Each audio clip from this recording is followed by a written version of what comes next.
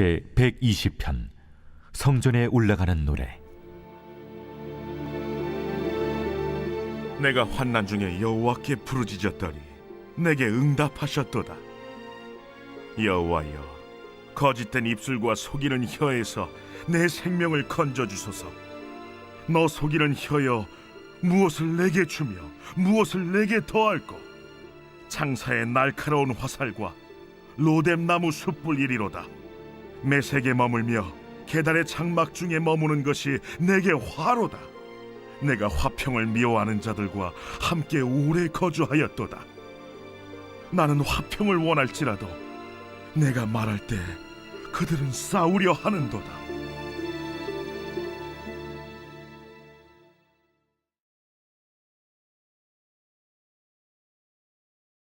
할렐루야. 오늘 우리에게 주신 하나님의 말씀은 시편 120편 1절부터 7절까지 말씀입니다. 오늘 말씀의 제목은 내게 응답하셨도다 입니다. 오늘 본문인 시편 120편부터 134편까지는요, 시편 안에 시편 모음집이라고 불리는 시의 모음입니다. 성전에 올라가는 노래라는 표제를 달고 있는 시들인데요. 사실 이 표제를 히브리어로 보게 되면 성전이라는 단어는 없습니다. 올라가며 부르는 노래라고 해석할 수 있는데요. 그 올라가며 부르는 노래라는 이미지 자체가 성전에 간다는 의미를 내포하고 있기 때문에 번역은 성전에 올라가는 노래라고 되어 있습니다. 이 시들은요, 말 그대로 성전에 올라가며 부르는 노래로요, 일정한 형식이나 틀이 없습니다. 다소 자유롭죠. 오늘 본문의 내용으로 돌아왔을 때요, 사실 내용적으로 봤을 때는 이 시가 성전에 올라가면서 부르는 노래에 적합할까 하는 의문이 드는 시입니다. 근데 전반적으로 찬찬히 뜯어보면요, 이제 감사제를 드리러 성전에 올라가는 시인의 들뜬 마음이 이게 다가와요. 그게 그려집니다.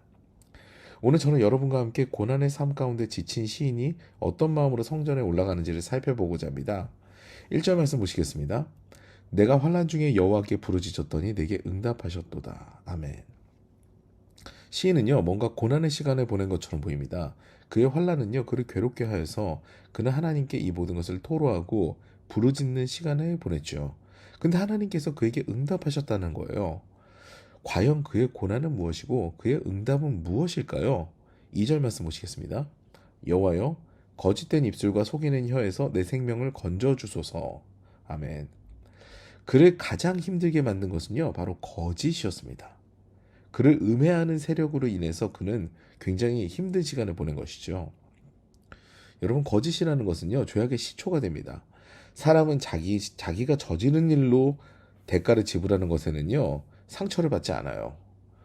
나중에 은폐하려고 했더라도 드러나게 되면은 나중에 죄책감을 느끼고, 이거는 당연히 내가 감당해야 되는 거다라고 깨달음을 받게 되죠. 정상적인 사람이라면은 그렇게 깨달음을 받게 됩니다. 그런데 진리가 은폐되고 억울한 상황에 처하게 되면은요, 거짓으로 인해서 내가 지불하지도 않아야 되는 것을 지불해야 되는 상황이 되면 그때의 스트레스는요, 이루 말할 수가 없게 되는 겁니다.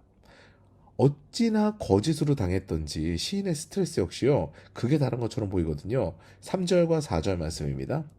너 속이는 혀여, 무엇을 내게 주며 무엇을 내게 더할꼬? 장사의 날카로운 화살과 로뎀나무 숯불이리로다. 시인은요, 거짓을 말하는 자들에게 거의 저주에 가까운 탄식을 쏟아냅니다. 그들에게 하나님께서 갚으시기를 기원하는데요, 바로 용사가 쏘는 날카로운 화살이 그들에게 박히기를 원하는 것이죠. 또한 그것에 그치지 않습니다. 로뎀나무는요, 불이 붙으면 화력이 대단하고 잘 꺼지지 않으며 오랫동안 타는 특징이 있습니다. 잘 꺼지지 않고 화력이 초절한 불이 그들을 태우기를 강구하는 거죠. 이만큼 시인의 분노가 엄청남을 알 수가 있습니다. 그간 받은 스트레스가 보통이 아니었던 거죠. 그리고 그는 그 자신이 거짓의 환경 가운데서 정말 어려움을 많이 겪었음을 회고합니다. 5절부터 6절입니다. 매색에 머물며 계달의 장막 중에 머무는 것이 내게 화로다. 내가 화평을 미워하는 자들과 함께 오래 거주하였도다. 매색은요, 노아의 세 아들 중 야벳으로부터 나온 민족으로 북해에 거주하는 다소 호전적 족속입니다. 게달 역시 이스마엘의 후손으로요, 이스라엘에서 떨어진 곳에 거주하는 다소 전투적인 민족을 의미하죠. 이 표현은요, 비유적 표현인데요, 아무리 자신이 화평을 원하는 삶을 추구해도 전쟁을 원하는 민족들 가운데 거했으므로 화평할 수 없는 인생이었음을 이야기하는 겁니다. 이것은요, 그만큼 거짓의 무리에 둘러싸여서 평안하지 않은 인생을 살아왔다는 것을 의미하죠. 7절에서 그것은 더욱 구체화되는데요. 나는 화평을 원할지라도 내가 말할 때 그들은 싸우려고 하는도다. 아무리 내가 화평하려고 그러고 평안을 이야기를 하더라도요, 싸우려고 하는 그들 안에서는 화평할 수 없고 평안할 수 없었다라는 이야기를 하는 거죠. 재미있는 사실은요, 진리를 만나면 거짓은 더욱 거세집니다. 그 진리를 더욱 암흑 가운데 가두기 위해서 거짓에 거짓을 더하는 거죠. 거짓을 드러내고 용서를 구하는 것은요, 말로는 쉽지만 상당히 어렵습니다. 오히려요, 내 거짓을 은폐하기 위해 더 큰 거짓을 이야기하는 것이 다반사가 되죠.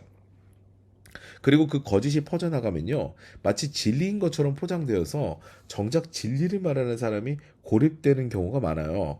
근데 오늘 시인은요, 하나님께서 자신의 기도에 응답하셨다, 이런 어려운 상황 가운데서 응답하셨다라고 이야기를 합니다. 그 증거가 뭐냐면요, 지금 성전에 올라가는 거예요.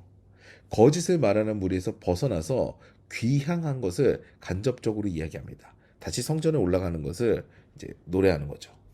사랑하는 여러분, 세상은요, 속이고 죽이고 멸망시키는 데 능합니다. 자신의 이익을 위해서 다른 사람의 아픔을요, 그저께 우습게 여길 수 있는 곳이 세상이에요. 그런데 하나님께서는요, 우리의 작은 신음에도 응답하시고 쉽게 보아서 넘기지 못하시는 분이에요. 그러므로 우리는요, 거짓의 환난에 처할 때 하나님께 의뢰해야 합니다. 하나님께서는요, 그 의뢰를 귀하게 여기시고요, 반드시 응답하셔서 기쁨으로 성전으로 나아갈 수 있는 그런 인생길로 인도하시기 때문입니다. 오늘도 그 은혜가 마음 가운데 깊이 새겨지는 저 여러분 되시기를, 그래서 힘차게 하루를 시작하는 저와 여러분 되시기를 주님의 이름으로 축원합니다.